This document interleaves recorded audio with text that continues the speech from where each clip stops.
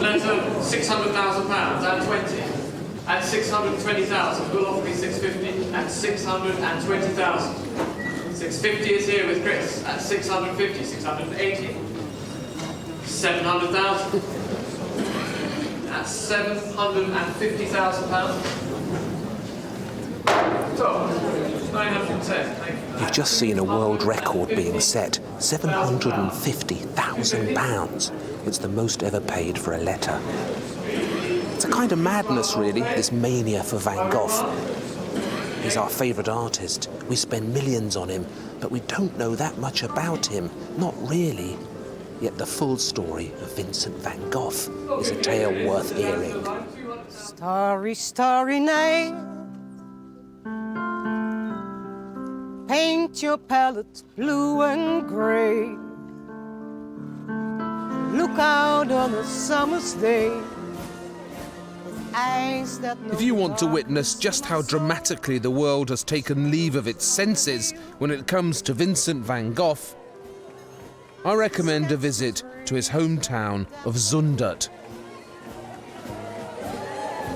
This is a famous flower festival they have here. And all these floats, made of millions and millions and millions of flowers, are dedicated to Vincent. Tens of thousands of people have turned up to see them. Now, I like flowers too, and the effort that's gone into creating these things is unimaginable. I mean, look at that. It's fantastic. But, unfortunately, all this has nothing, absolutely nothing, to do with the real Vincent van Gogh. Vincent would have hated it.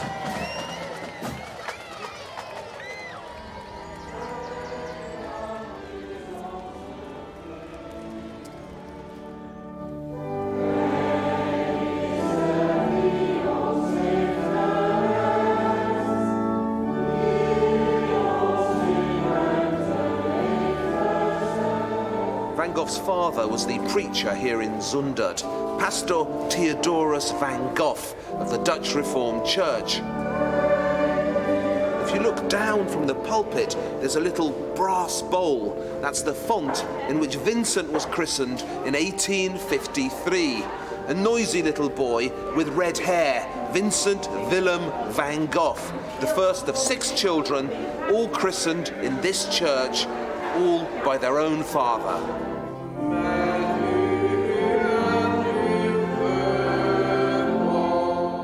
We're actually in Catholic Brabant, a tiny bit of Holland that pokes into Belgium. It's Belgium, really. So the Van Goghs were surrounded by Catholics. The Protestant community here is tiny.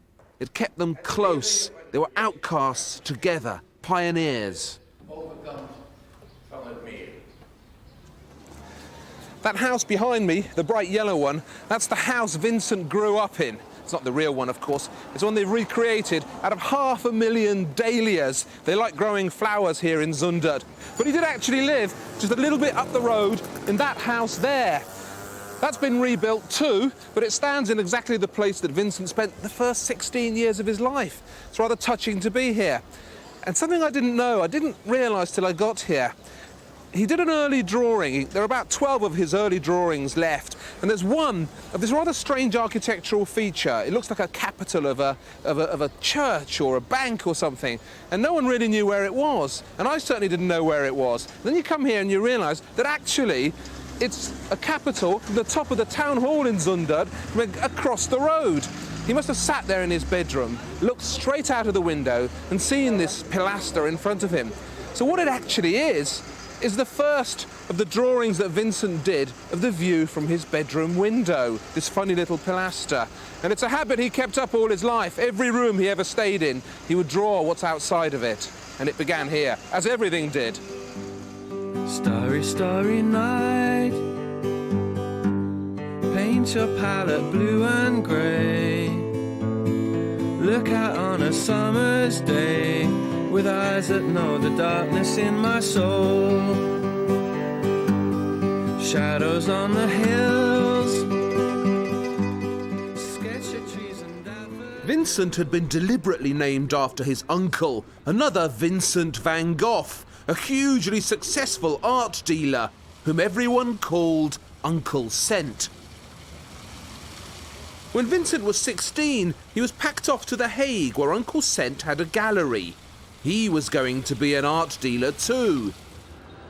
Vincent had a special post created for him as an apprentice clerk at the Hague branch of Goupil & Co., the world's most prestigious art franchise, who'd merged with Uncle Sent.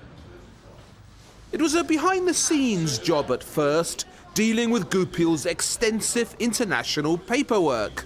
Amazingly, Van Gogh turned out to be good at this and was soon promoted to front of shop.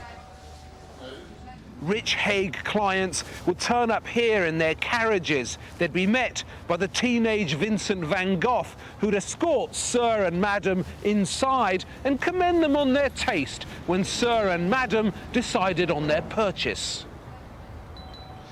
This is the 3-volume correspondence of Vincent to his brother Theo. It's the biggest, heaviest and most celebrated epistolic package in art. I've tackled it a couple of times now, and it took me several months each go. Vincent's almost as famous for writing these letters as he is for painting the sunflowers. There's so much insight here into his creative thinking. But the very first letter was just a brief note about the weather, scribbled to Theo from The Hague in September 1872. Theo was a couple of years younger than Vincent, but he also decided to become an art dealer while Vincent was here.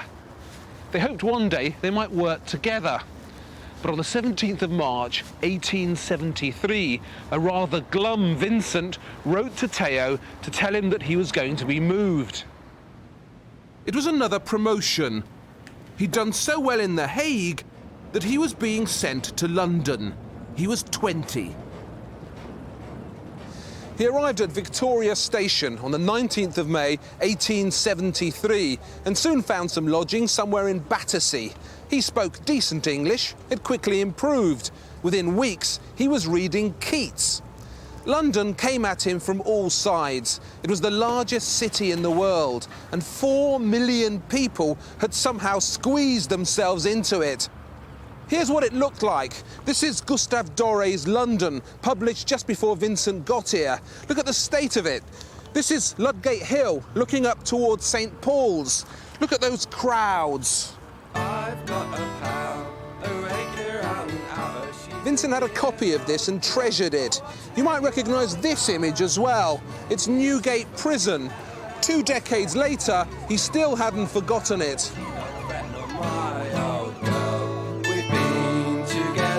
For 40 years, and it don't seem a day too much. There ain't. Vincent described his first year in London as the happiest of his life. He went boating on the Thames, he visited the museums, the parks, but what really cheered him up was moving here, to 87 Hackford Road, Brixton, where Vincent had a room at the top that he loved. I don't need to tell you what Brixton is today. It's yardie country, dangerous. But it wasn't like that in Vincent's time. In 1873, this was a prosperous middle-class suburb. No one knew where Vincent lived in London until 1971, when a postman, a Van Gogh obsessive called Paul Chalcroft, tracked him down to this house. Chalcroft was on strike at the time, getting ready for the 3-day week with lots of hours on his hands. There's a Mrs. Smith living here now, and I imagine it was a heck of a surprise when the striking postman knocked on her door and told her that Van Gogh lived here.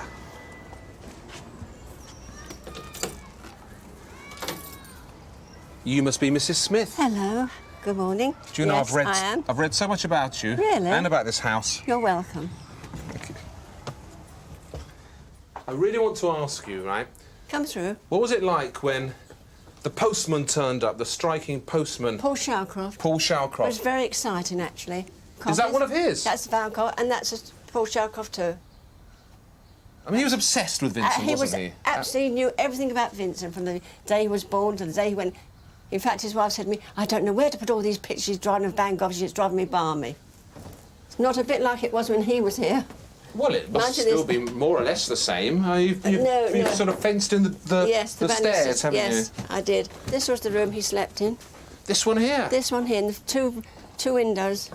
That's all the paintings in there. There's the church over Church, there. and that's right. That's Paul Sharcroft's work again. And do you sleep here now, Mrs. Smith? Is this your bedroom? Yes, it's my bedroom. So you sleep in the room that Van Gogh slept in? Yes, I do. That must be quite exciting. I'd be excited. I can't hear him snoring at all. Lucky you. No, I bet he did. His landlady, Mrs. Ursula Lawyer, ran a small school here. She also took lodgers. Vincent was working in Covent Garden at Goupil's London office, and every morning he walked to work in a top hat he'd bought specially. He thought it made him look more English. This journey to Covent Garden took him 45 minutes, and that's not easy. A wandering minstrel, a thing of threads. Van Gogh was a ridiculously fast walker. He shot past the Oval, where the English played that strange game called cricket. He didn't enjoy the fog, it depressed him. And the river, pumped full of sewage, used to stink so badly he hurried across it. But he loved this view over Westminster Bridge. The Houses of Parliament, just built. The Thames embankment, newly reclaimed from 32 acres of mud. And he couldn't have missed the poverty. You know that expression, slumming it? Well, slumming was something Londoners used to do in Vincent's time. It means going to look at the slums. The worst ones were in the East End, Whitechapel, Bethnal Green, terrifying places, underage prostitutes lurking in the alleys, and an unbuilt sewage system pumping crap into the streets.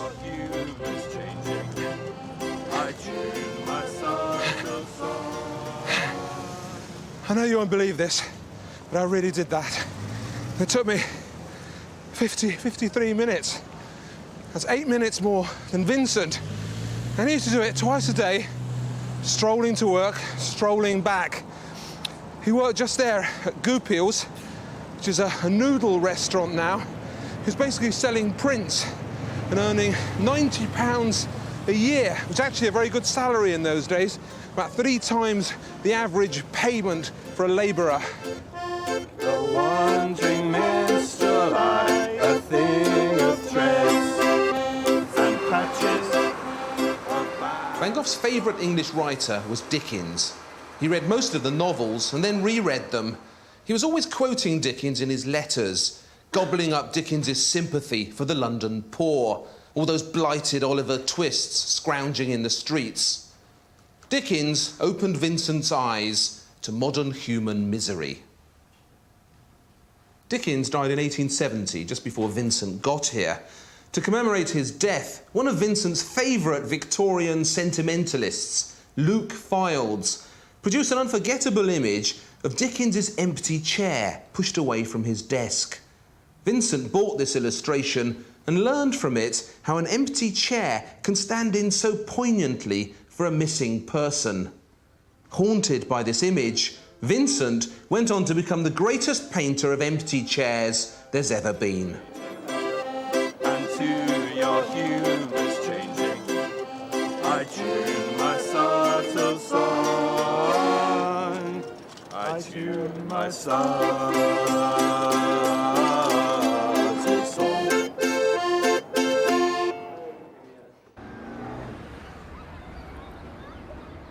Vincent's landlady in Brixton, Mrs. Lawyer, had a daughter, Eugenie, who was 19, a year younger than Vincent.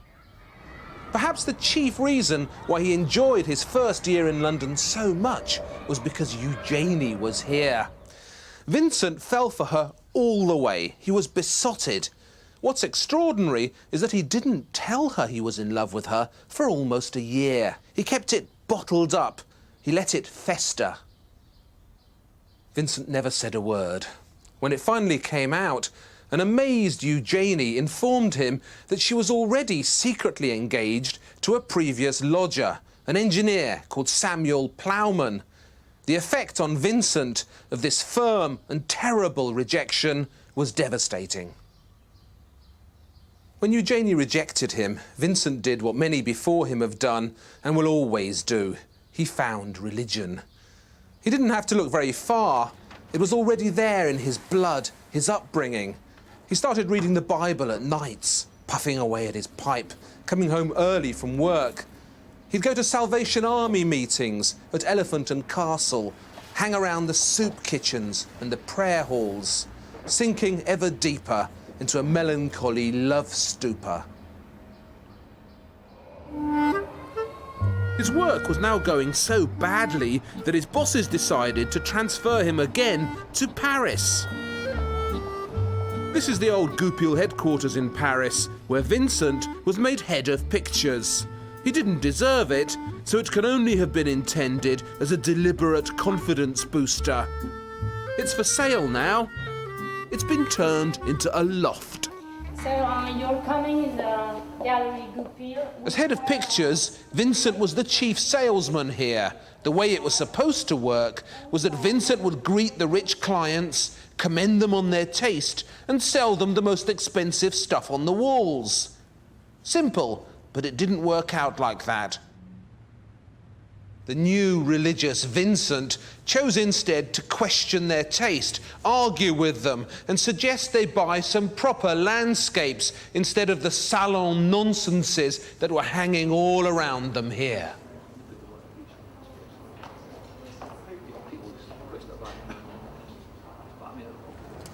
It was actually a fascinating time in the Parisian art world. A few months before Vincent was transferred here, a bunch of disaffected artistic rebels, whom cruel critics had dubbed the Impressionists, had opened and closed their first show. But Vincent was too immersed in his new obsession with the Bible to take any notice of them whatsoever. Vincent had found a room up here in Montmartre. Montmartre means the Hill of Martyrs, and a martyr is definitely what he now fancied himself to be. He spent every evening up in that little room, reading the Bible and praying feverishly.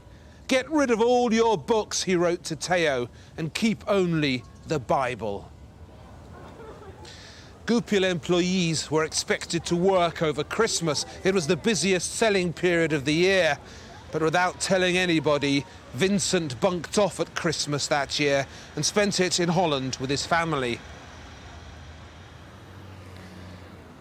When he returned to Paris, he was summoned into the boss's office and asked to resign. Okay, merci. Merci. Goupils gave him 3 months' notice, which was generous of them.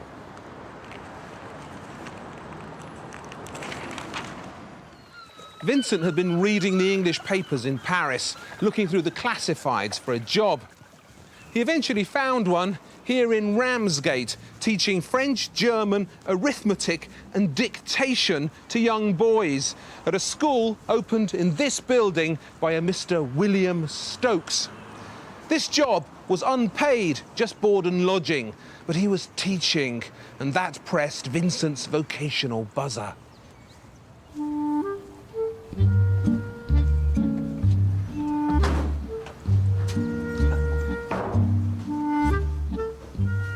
The school was crummy, Dickensian, one might say. The floors of the bedroom in which the boys slept were rotten, the windows broken. And Vincent complained desperately about the bed bugs. He did a couple of drawings out of the school window of this view. They're rather delightful.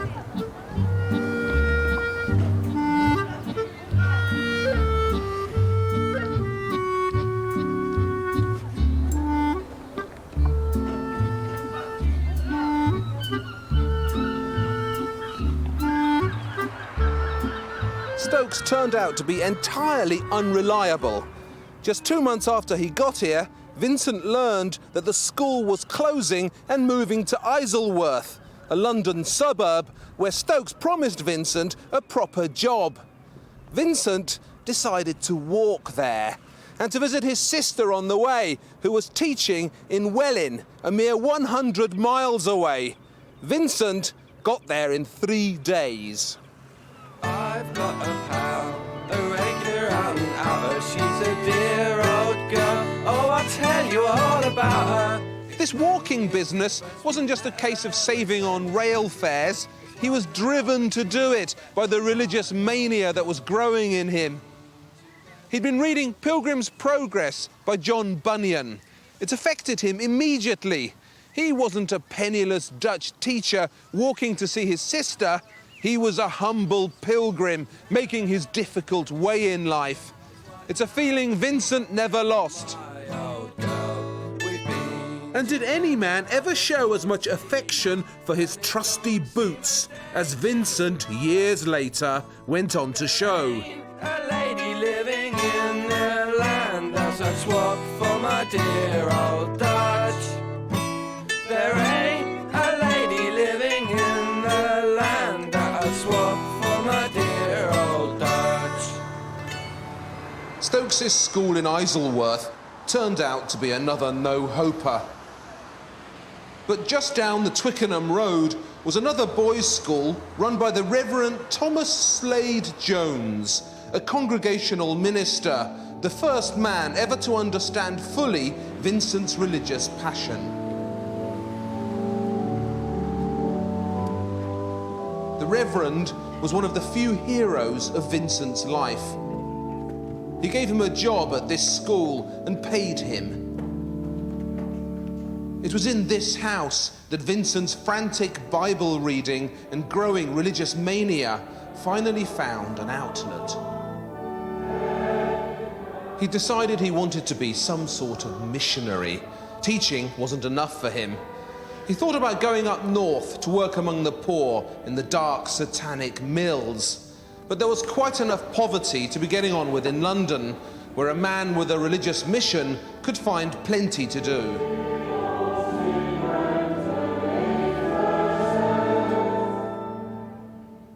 These are the minute books of the Turnham Green Congregational Church for 1876. And look who's in them, named as a new church worker, an assistant preacher, Mr. Van Gogh. Look at the spelling. It's wrong. That's why he began calling himself Vincent. He was fed up with the English getting his name wrong. As Mr. Richardson proposed, Mr. Stembridge seconded that Mr. Vincent Van Gogh, spelt G-O-F, be accepted as a co-worker.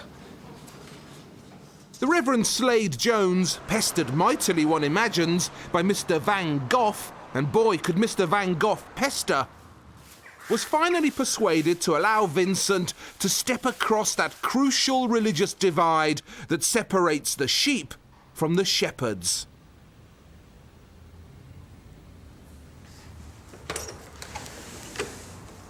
On the 29th of October, 1876, on a sunny autumn Sunday, Vincent rose before the faithful at the Richmond Methodist Chapel in suburban West London and delivered his first sermon.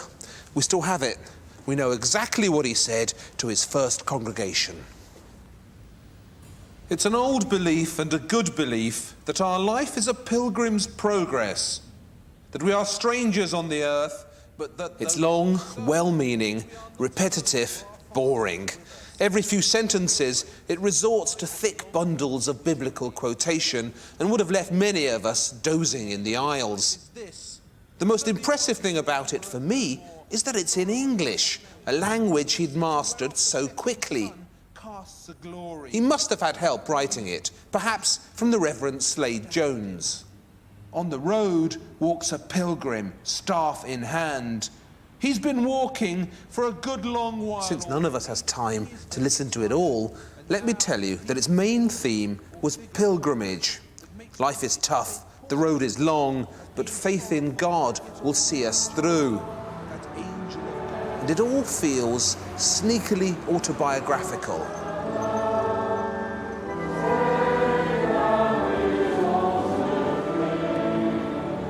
Further ahead in our story, after some turbulent religious times, The preacher who stood up here and delivered his first sermon was to give up religion rather fiercely and claim to despise it. But one of the keys to understanding the real Van Gogh is to realise that once all this has soaked into his art, it could never be removed. Never.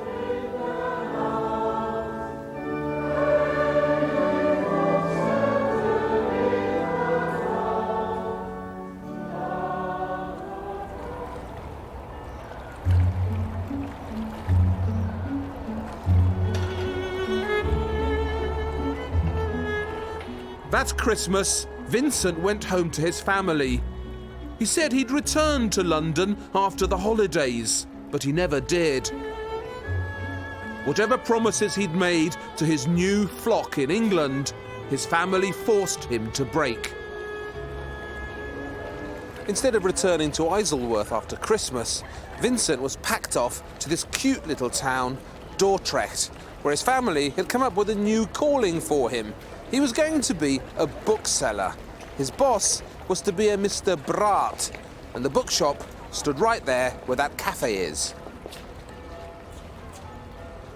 Actually, I can easily imagine Vincent as an eccentric book dealer. His family always remembered him with his nose stuck in a book, and later he'd go on to paint books with such love and excitement. It didn't matter how humble a book was, Vincent's art always stressed its preciousness.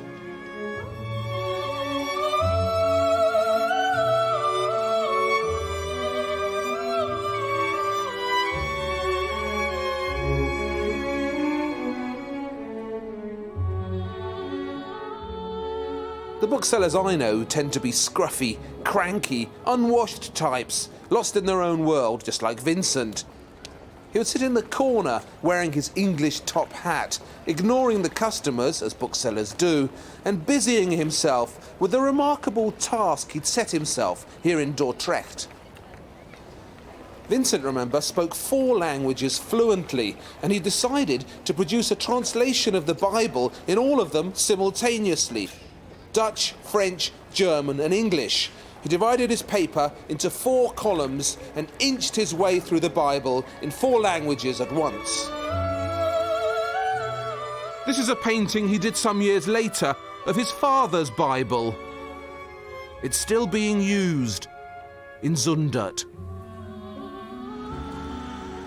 The book-selling job didn't work out, of course. Vincent was still determined to join the church, like his father and his grandfather. Amsterdam University had a 6-year theology course, and Pastor Theodorus fixed it for his son to get on it, providing he passed some exams in Latin and Greek. Vincent, alas, turned out to be unusually hopeless at both of them. Something unsettling happened here in Amsterdam, something I find disturbing. If Vincent's studies weren't going well, he used to punish himself by picking up a cudgel and beating himself across the back until he bled. And on particularly cold nights, he used to come home late, deliberately, so that the door to this house would be locked, and he'd be forced to spend the night outside, shivering. These were weird habits, and perhaps they were habits he never lost. Vincent never made it onto the theology course. He dropped out. The only religious calling still open to someone as unqualified as him was to become a missionary, the lowest of the low. A place called Laken in Belgium had a training school for evangelists, which he failed to get into, of course. But a kindly teacher at this school, the Reverend Peterson, remember that name, liked something about him and arranged for Vincent to be given a trial period, ministering to the miners in the notorious Borinage. The Borinage's geographic nickname hereabouts is the Black Earth Country. It's a bleak industrial stretch of slag heaps and mine workings straddling the border between France and Belgium, spoiling the land on both sides.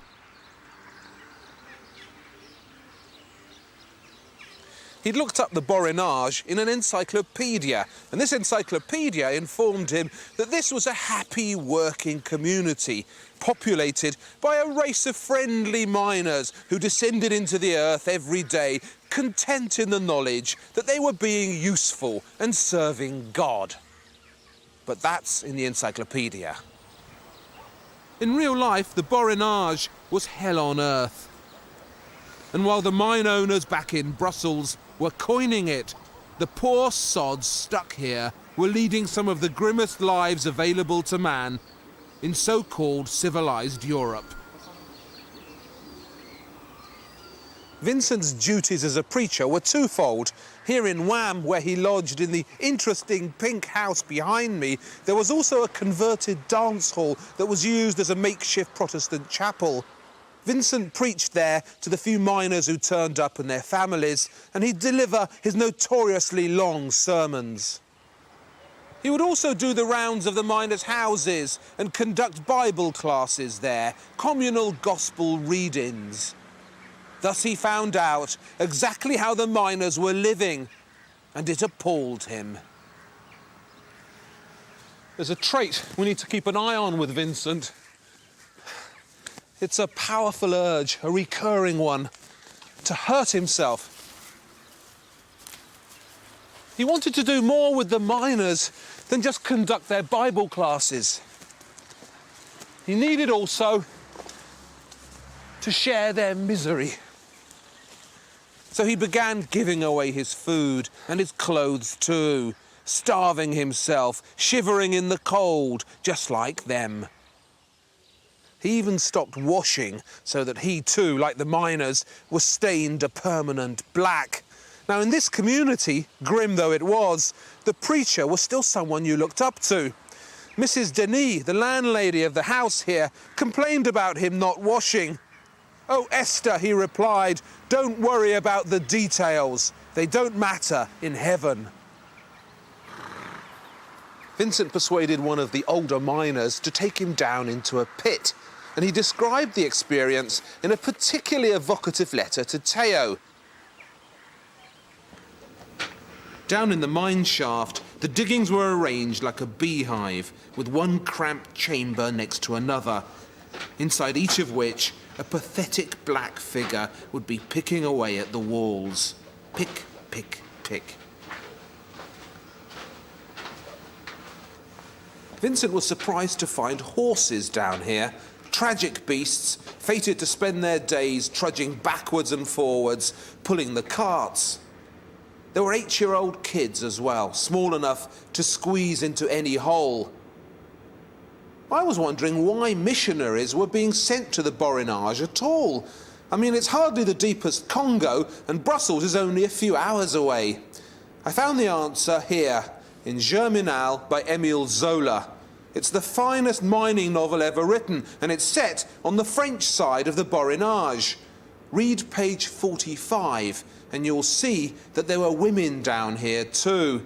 With their smaller bodies, they too could squeeze into tighter spaces. But it was hot, and they didn't wear much.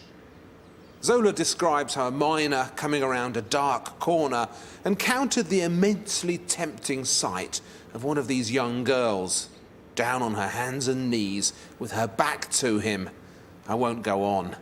But this is why they sent the missionaries to the Borinage, to preach against promiscuity and sin. And it's true, every slither of symbolism you encounter in these mines feels satanic and hellish. Remember, Vincent was on trial here. His appointment as a preacher was temporary. He wanted it renewed, but it depended on his performance. After he'd been here about 6 months, they sent someone down from Brussels to inspect him. The Reverend Roche-Dieu was his name. Roche-Dieu in French means the rock of God, a terrifying name. And this terrifying Roche-Dieu discovered Vincent starving, filthy, unkempt, manically identifying with the miners, and recommended that he be sacked. Vincent's example, reported Roche-Dieu, was a bad one. Vincent was devastated, absolutely devastated. He'd already been brutally rejected in love, and now the church, to which he'd given so much, was also rejecting him. As soon as he'd shaken out some of the shock, he set off on another of his absurd walks, this time all the way to Brussels. It took him over a week, and he cornered one of his old superiors from Laeken, the kindly Reverend Peterson. And for some unknowable, instinctive, curious reason, Vincent took with him to Brussels a batch of the drawings he'd been making of the Borinage miners.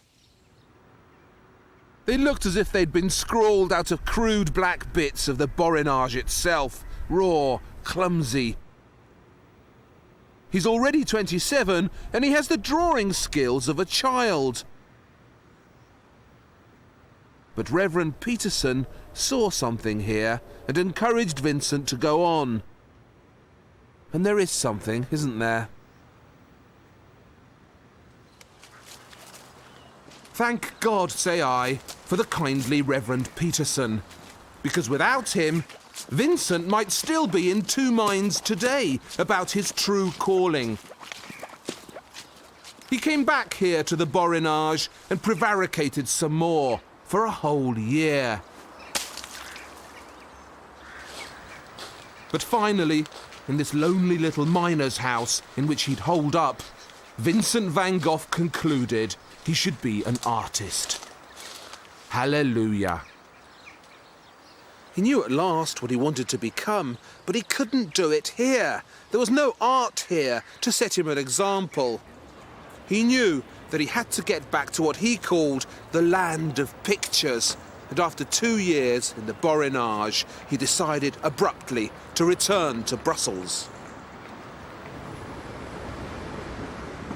We can't show you the little room above a cafe into which Vincent moved in Brussels when he turned up here in October 1880.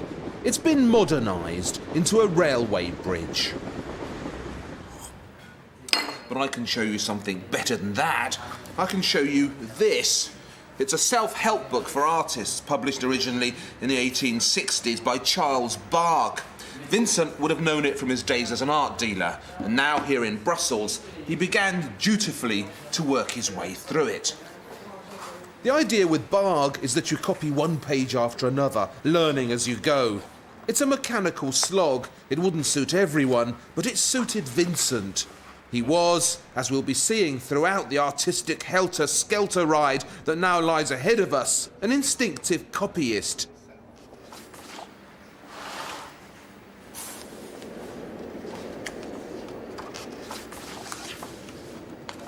He stayed in Brussels for over 6 months. Everyone advised him to join the Academy of Arts up the road from here, but Vincent was reluctant. He knew what he was like in classroom situations. This was his academy. But you'll be wondering how this failed preacher with a talent for self-flagellation paid his way in Brussels. It's not a city where a little goes a long way. The small room above the cafe was 50 francs a month. There was food to buy, materials.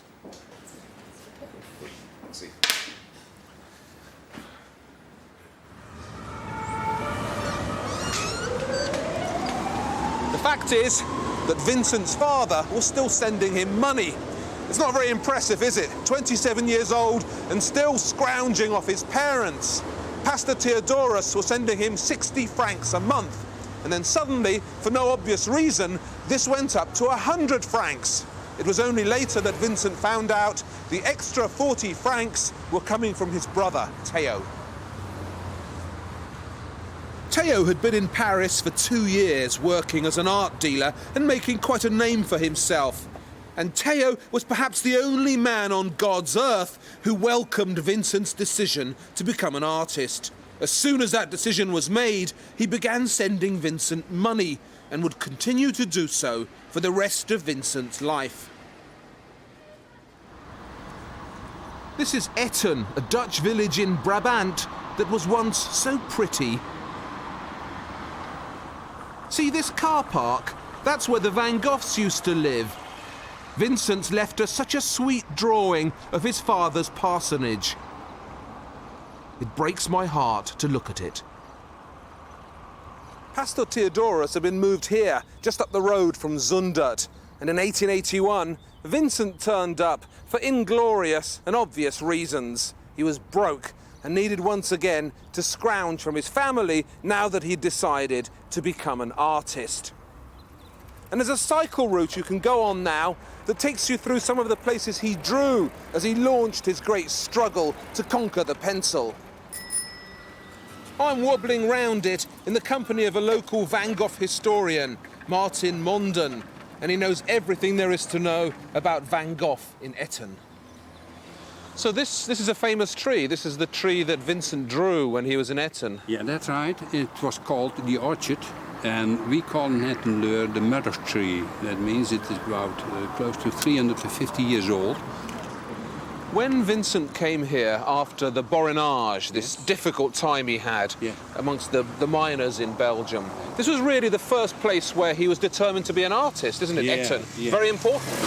Well, he made a lot of drawings, 316, and he was here till December 1881.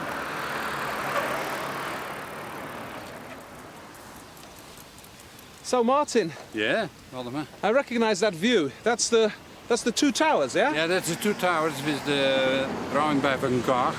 Two towers, the landscape is the rising thunderstorm, you know. It's a roundabout now. It's now a roundabout with sunflowers. This would have been the place that before was full of what? Fields, people digging, labourers' cottages, yeah? That's right. It was a very small, narrow street with on both sides small houses and farmer houses, and the diggers were living here, which were drawn by Van Gogh.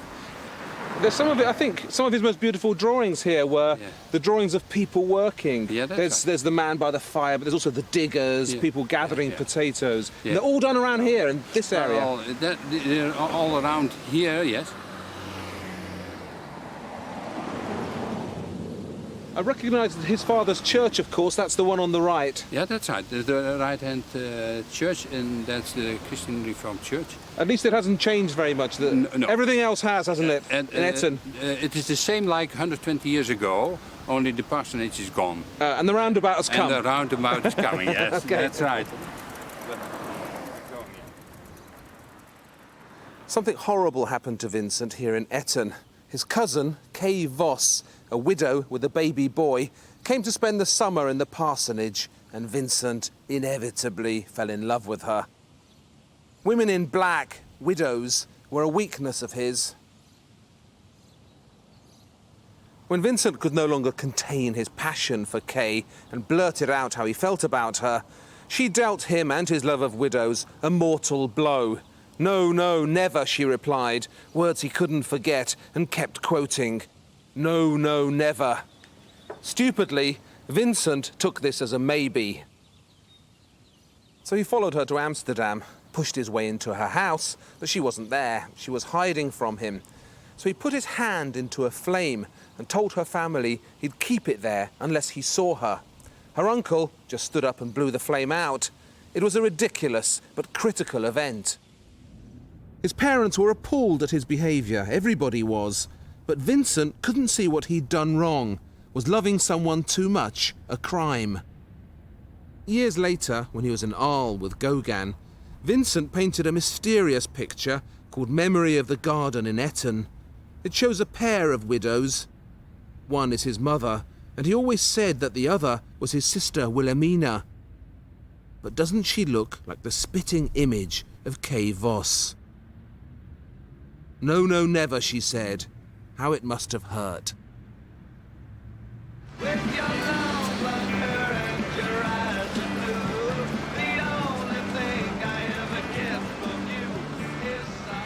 You know, Vincent's life was peppered with lousy Christmases. When he hacked off his ear at the other end of this story, that was at Christmas. And the one he had in Etten in 1881 was another of the very worst. He stormed out on Christmas Day itself, refused to go to church, and left immediately for here, The Hague. There, he must have trawled the red light district, or perhaps visited an address he already knew, where he sought out a prostitute called Christine Klasina Maria Hornick, who, for some complex Dutch linguistic reason, was called Sien.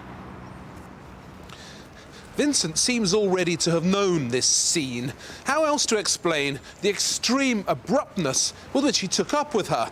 Before Christmas, Kay Voss was his life, his destiny, his everything. After Christmas, he's with Sien and wants to marry her, from one to the other in a week. Sien was a few years older than him, and as people are fond of pointing out, she was no beauty. Pockmarked with smallpox, she had a shrewish face and looked used, discarded. Sien already had a 5-year-old daughter. She'd had 2 miscarriages and was pregnant again when Vincent met her. She would later have that baby whilst they were living together. So life had dealt her one crappy hand after another and wrinkled her prematurely. But these wrinkles attracted Vincent every bit as fiercely as some men are attracted by long legs or fluttering eyelashes.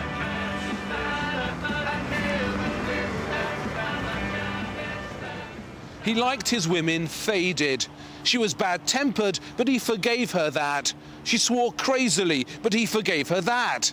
She drank, she smoked, he forgave all of it, because, unlike the rest of them, she stayed with him.